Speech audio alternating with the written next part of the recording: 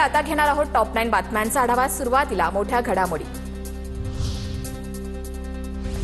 नगरसेविका सहर शेखचा माफीनामा, मात्र इम्तियाज जलील यांनी तेच चिथावणीखोर वक्तव्य करत वाद वाढवला। येत्या काळात महाराष्ट्रात हिरवा रंग पसरवू, जलील यांचं भाष्य। महाराष्ट्र हिरवा करणार म्हणजे पाकचे झेंडे फडकवणार का? रंगाबद्दल आक्षेप नाही, पण जलील यांच्या बोलण्याला उद्देश काय? इम्तियाज जलील यांच्या वक्तव्यावर बावनकुळेंची प्रतिक्रिया। इम्तियाज जलील यांच्या बापाचं राज्य नाही, शायना एनसी यांची प्रतिक्रिया। तर तुम्हाला भगवा विचार मानावा लागेल, शायना एनसी यांचं जलील यांना प्रत्युत्तर।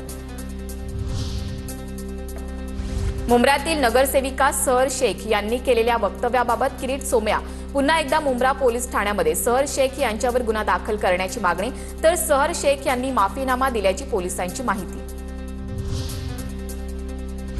राज ठाकरे महाराष्ट्राचा राजा आहे का? बिहार भवनाला मनसेच्या विरोधानंतर बिहारी मंत्र्यानं डिवचलं। बिहार भवन थांबवण्याची कुणाची ताकद नाही, जबरदस्ती चालणार नाही, बिहारचे मंत्री अशोक चौधरी यांचा इशारा। हल्लीच्या तरुणांमध्ये नोकरी करण्याची मानसिकता नाही, बिहारी माणूस पोट भरण्यासाठी इथे येतो, मग त्यांच्यावर टीका का? तरुणांना राग आला तरी चालेल, कारण आता 4 वर्षांनी निवडणुका, गुलाबराव पाटील यांचं वक्तव्य। सत्तेसाठी इतकी लाचारी नको, मराठी लोकांना दुय्यम समजल्यास परिणाम भोगावे लागतील, मनसेच्या अविनाश अभ्यंकरांचा गुलाबराव पाटील यांना इशारा। तर बिहारच्या मंत्र्यांनी राज ठाकरेंचे गुण घ्यावेत, अभ्यंकरांची चौधरींवर टीका। डोंबिवलीत टपरीवरील कारवाईनंतर टपरी चालक तरुणीचा व्हिडिओ व्हायरल, मराठी तरुणीच्या व्हिडिओची स्वतः मनसे अध्यक्ष राज ठाकरेंकडून दखल। उद्यापासून टपरी लाव, राज ठाकरे आयुक्तांशी बोलतील, तरुणीला अविनाश जाधव यांचं आश्वासन।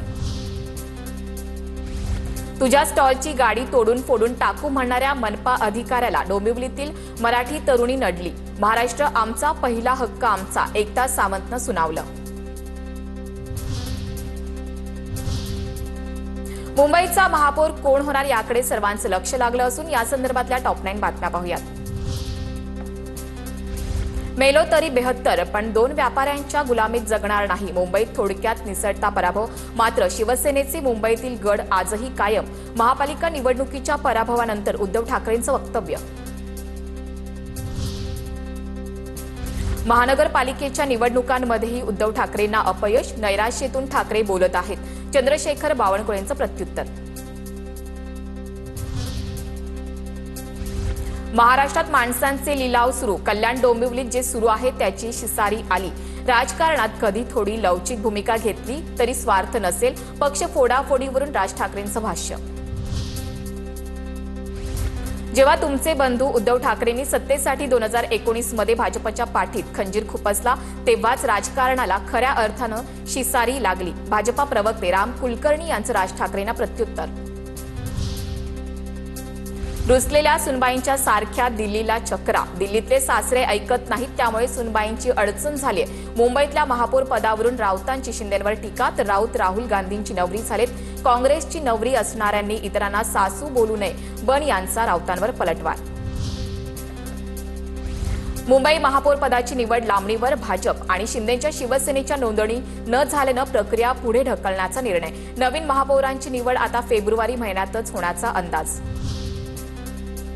मुंबई स्थायी समितीत सत्ताधारी विरोधकांचं संख्याबळ समसमान, भाजप आणि शिंदेच्या शिवसेनेचे एकूण 13 सदस्य असणार, ठाकरे सेना 8, काँग्रेस 3, मनसे 1, एमआयएम 1 असे 13 सदस्य, एकूण सदस्य संख्या 23।